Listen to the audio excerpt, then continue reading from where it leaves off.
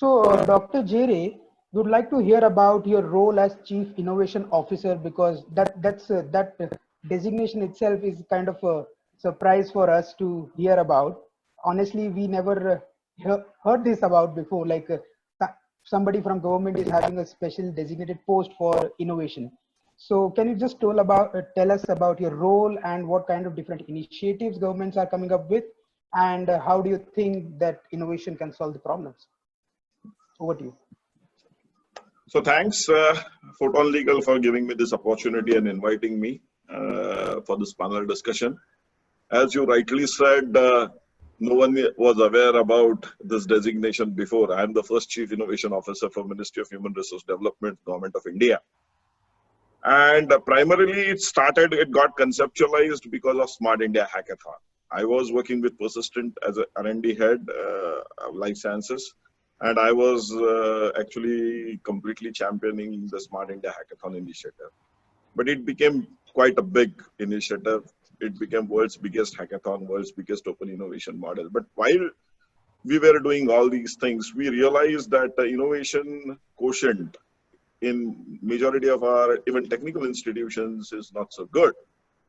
And we felt that there has to be a very systematic effort which needs to be done to ensure that we push the culture from which is currently very marks-based, grade-based kind of culture in these educational systems or educational institutes to more entrepreneurship-based, startup-based culture.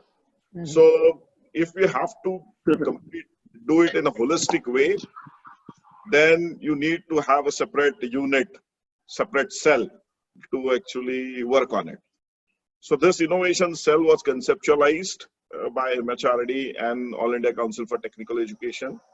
So I work very closely with All India Council for Technical Education. My administrative support comes from there. My financial support also, majority comes from AICT. But I work very closely with UGC, University Grant Commission, and MHRD. So together, we are trying to build this innovation ecosystem in this country. And we are taking multiple initiatives for it. So because when we analyzed things, and I can just stop me because I will start talking a lot, but we are doing 4 kind of interventions. One is policy intervention, which is very, very critical to get right kind of policies.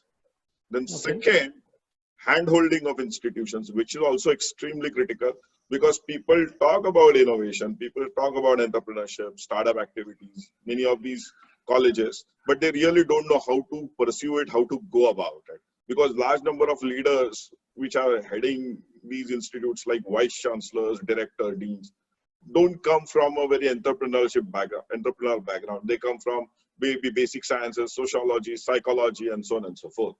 So hand-holding of institutions, and currently I'm hand-holding about 1,500 institutions on monthly basis. Wow. Then events like Smart India Hackathons, Grand Challenges, Ideathons, which we do.